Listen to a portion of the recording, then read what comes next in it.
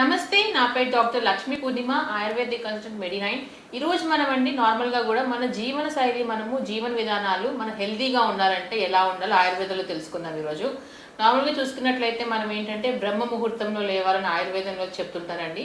ఆ టైమింగ్ ఏంటి అంటే పొద్దున్నే 3 నుంచి 5 లోపు మనం కానీ మేలుకున్నట్లయితే, మనం నిద్ర లేచినట్లయితే మన కాలకృత్యాలన్నీ కూడా చేసుకున్న తర్వాత కూడా మనం ఆయుర్వేదంలో ఆ పర్టికులర్ టైంలో బ్రహ్మ ముహూర్తం అని చెప్పడం అనేది జరుగుతుంటుంది అనమాట.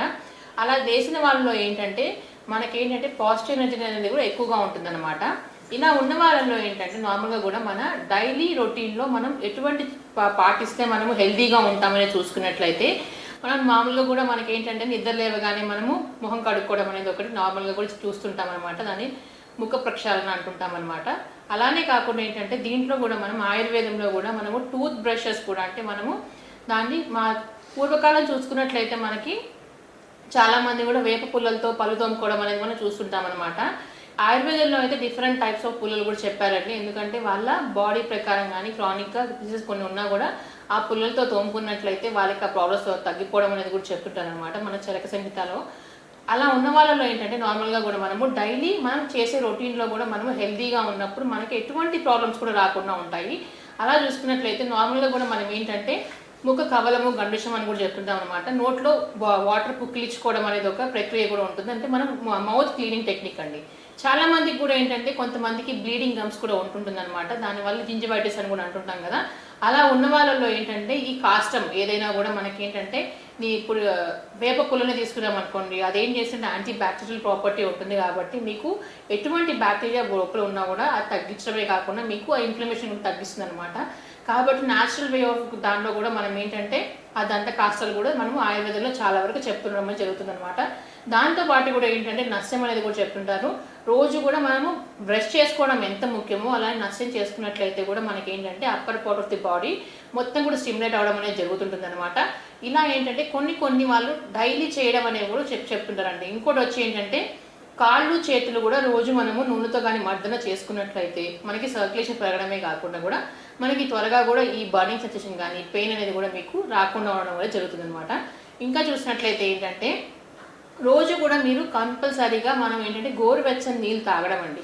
గోరువెచ్చని నీళ్ళు కానీ తాగినట్లయితే ఏమవుతుందంటే మీకు ఆ అపెటైట్ని స్టిమ్యులేట్ చేయడమే కాకుండా మనకి ఆ జీర్ణ ప్రక్రియ కూడా మీకు కరెక్ట్గా మీకు ఫార్మేషనే కాదు, డైజెషనే కాదు, కరెక్ట్గా జరగడం అనేది కూడా చూస్తుంటాం అనమాట.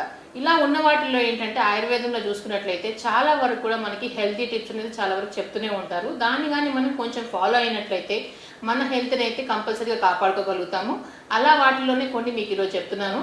ఎలా అంటే మనము నార్మల్గా కూడా ఎక్కువగా డైట్ కూడా ఎక్కువగా స్పైసీ ఫుడ్ కాకుండా, మళ్ళీ జంక్ ఫుడ్ కాకుండా, మళ్ళీ ఫ్రెష్ ఫుడ్ అండి. ఏదైనా కూడా మీరు వేడిగా తిన్నట్లయితే, మళ్ళీ ఆయిల్ కూడా తక్కువగా యూజ్ చేసుకున్నట్లయితే మీకు ఆ డైజెషన్ అనేది కూడా త్వరగా అవ్వడమే కాకుండా కూడా మీకు అసిమిలేషన్ బాగా అయ్యి మీకు కాన్స్టిపేట్ కాకుండా కూడా మీరు మోషన్కి వెళ్ళడం అనేది జరుగుతుంది అనమాట.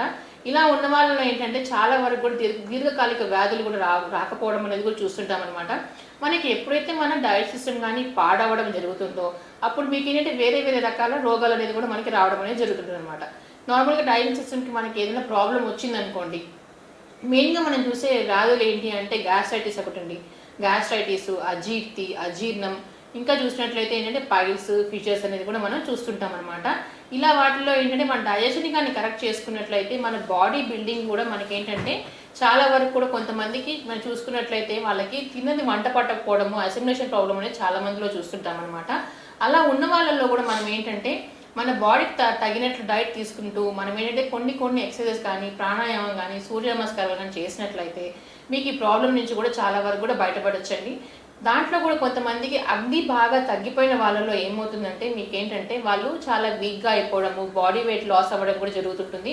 అలాంటి వాళ్ళు భ్రూమణ చికిత్స అంటాం అనమాట ఆయుర్వేదంలో. ఆ భ్రూమణ చికిత్స కానీ చేసినట్లయితే వాళ్ళు నార్మల్గా కూడా వీక్గా కాకుండా యాక్టివ్గా మారిపోయి కొంచెం స్టౌట్గా కూడా అవడం అనేది జరుగుతుంది అనమాట. అంటే మజిల్ వేస్టింగ్ ఎక్కడైతే ఉందో మళ్ళీ మజిల్స్ కొని మళ్ళీ కరెక్ట్గా మీకు ఫామ్ అవ్వడము, బిల్డప్ అవ్వడం అనేది జరుగుతుంది అనమాట. ఇలా వాటిల్లో కూడా చూసుకున్నట్లయితే అభ్యంగనం అండి. నార్మల్గా కూడా మనం అందరూ రోజు మసాజ్ చేయరు కాబట్టి మినిమల్గా కూడా మనము కంటిన్యూస్గా అప్పుడప్పుడు మన బాడీకి తైలమర్దనంగా చేయించినట్లయితే, అంటే ఆయిల్తో మసాజ్ చేసినట్లయితే ఏమవుతుందంటే మీకు స్టిమ్యులేట్ అవుతుంది బాడీ మొత్తం కూడా. ఆ నర్వ్స్ అన్ని కూడా స్టిమ్యులేట్ అయిపోయి మనకి ఏంటంటే సర్క్యులేషన్ అనేది చాలా వరకు పెరగడం అనేది జరుగుతుంది అనమాట. దాంతో పాటు కూడా ఏంటంటే కొంచెం హెడ్ మసాజెస్ లాంటివి కూడా మనం చేసుకున్నట్లయితే ఎవరైతే స్ట్రెస్ఫుల్ లైఫ్లో ఉంటారో వాళ్ళకి చాలా రిలాక్సేషన్గా కూడా జరుగుతుంటుందండి.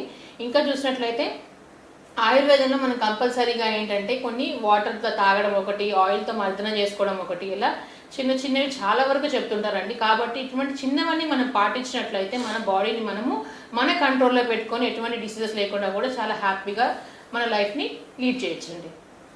సంప్రదించవలసిన నంబర్ 9398590286 మరియు 9281000268. Website medinine.info.